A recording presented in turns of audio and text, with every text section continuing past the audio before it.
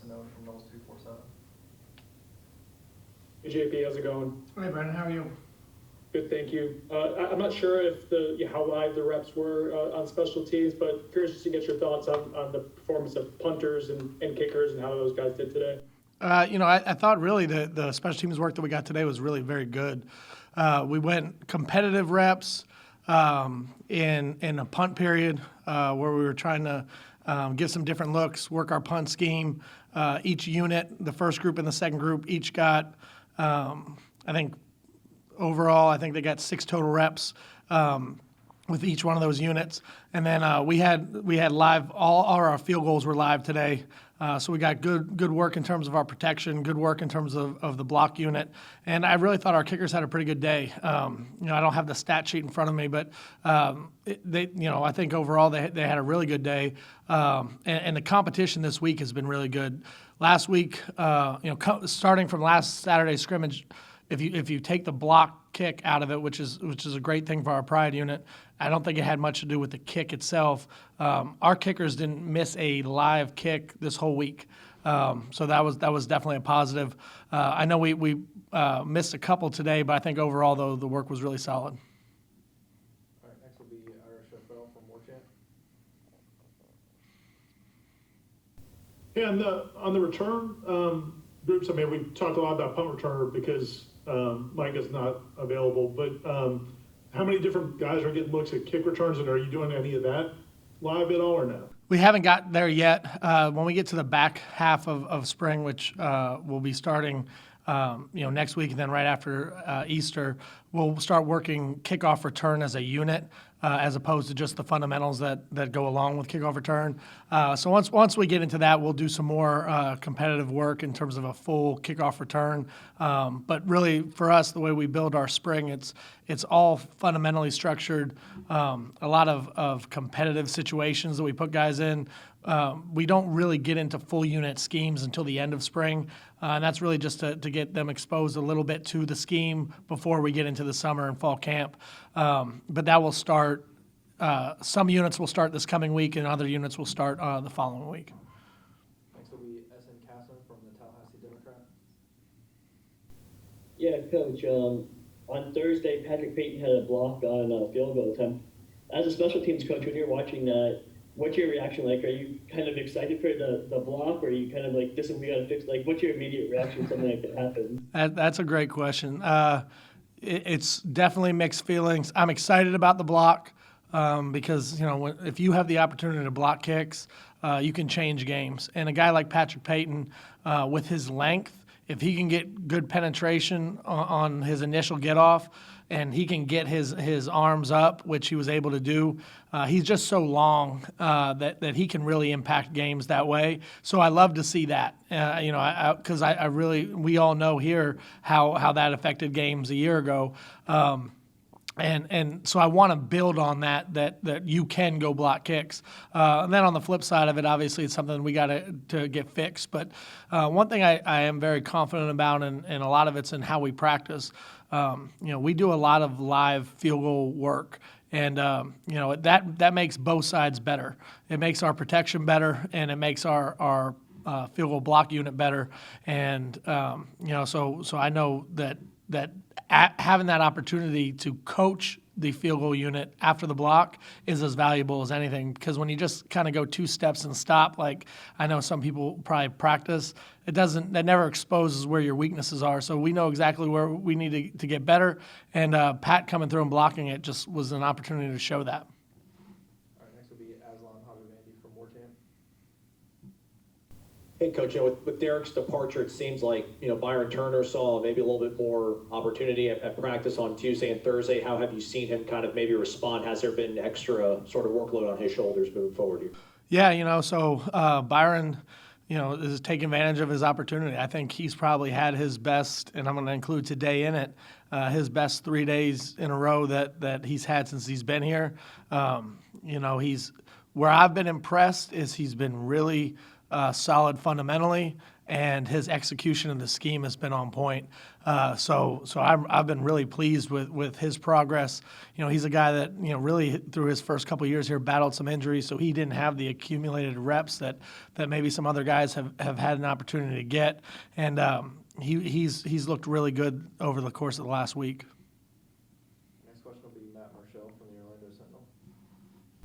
Hey, JP, we spoke to Adam just a little bit ago, and he mentioned this idea of having the depth at linebacker kind of helps the kicking and return game and things like that. I want to get your thoughts kind of on what you've seen from the depth from that position and how it's helped the return game for you guys once you guys get going on it. Yeah, so I think probably as football is kind of changed a little bit in terms of just how offenses are and then defenses recruit to fit against what they see offensively. The big skill positions, the tight ends, the linebackers, what used to be the fullbacks, the bigger safeties, those are at such a premium because you don't carry as many of them on your roster as you used to.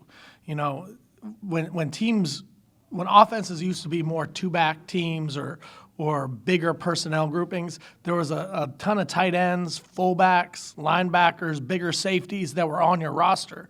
You don't really build your roster like that anymore. So those big skill bodies that you need to play on those special teams units, there's fewer of them. But when you have good linebacker depth like we've been able to have here now and create, that certainly helps because I need as many big skill bodies as I possibly can. We have a lot of DBs and wideouts and skill bodies running around, but to have those big skill bodies, that's critical in terms of how you build your special teams and the depth that you need within it.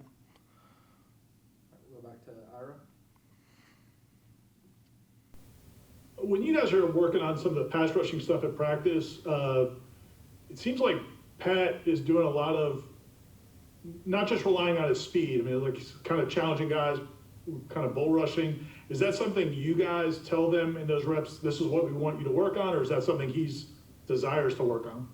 I think both. What I ask of those guys in the pass rush reps when we do the one-on-one pass rush is to do things that are necessary for you to become a complete player that you're uncomfortable with.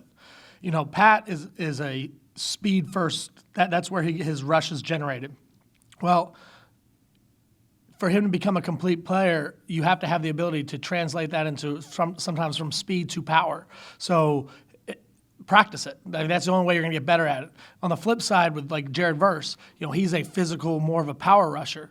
I try to challenge him in those pass rush one-on-one drills. Try to do something different. I know you can power rush. That's your strength.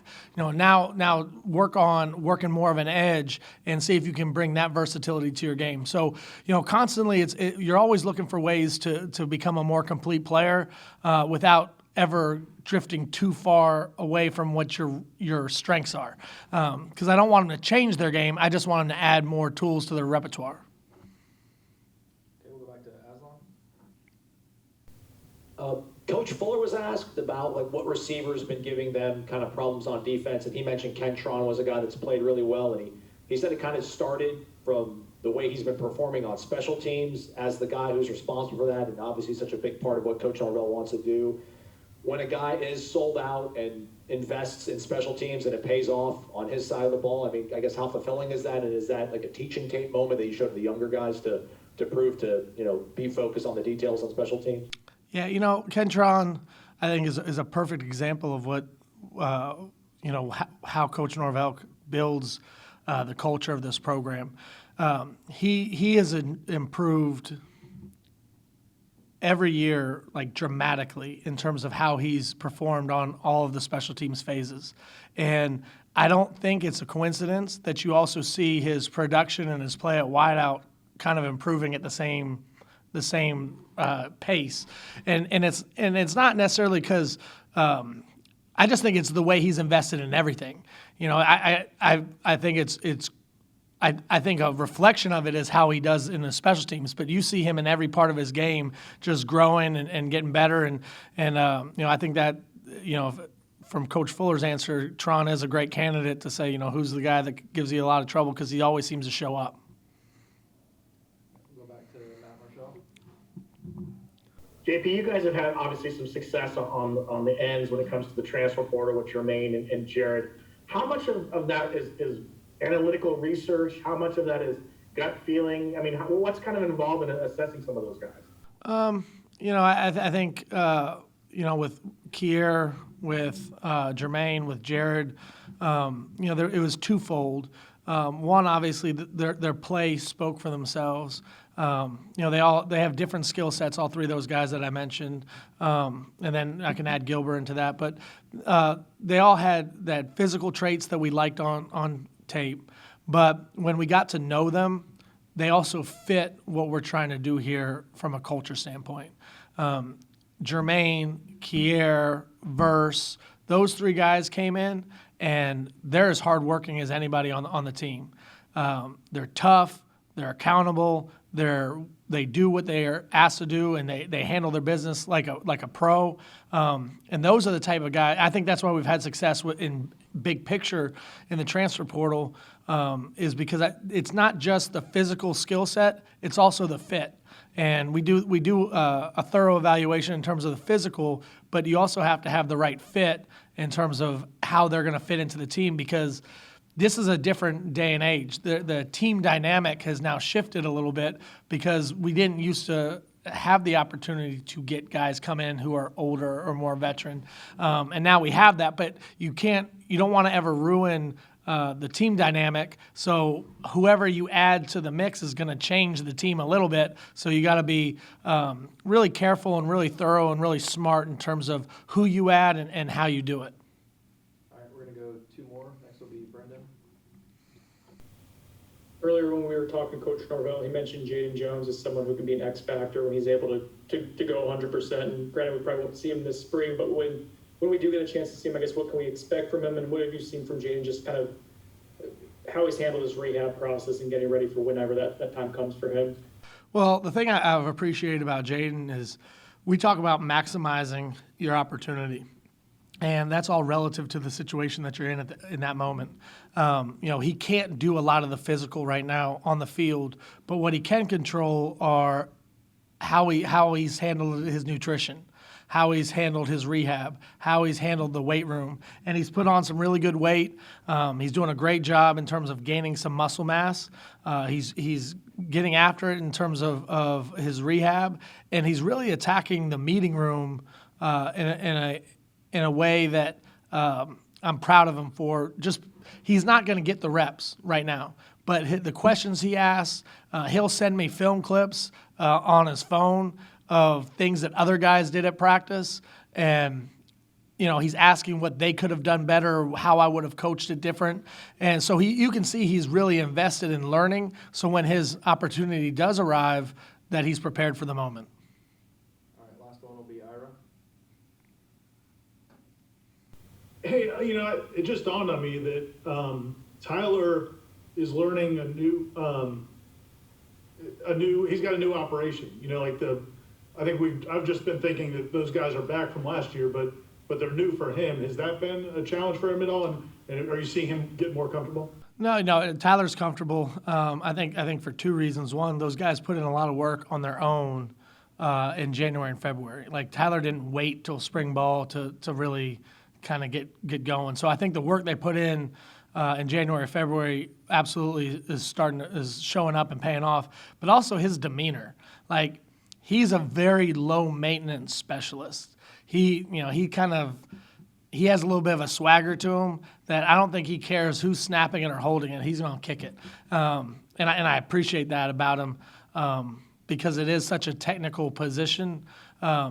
He's kind of got that little bit of, I'll make it. I don't care who's holding it. And I think that shows up in how he plays the game.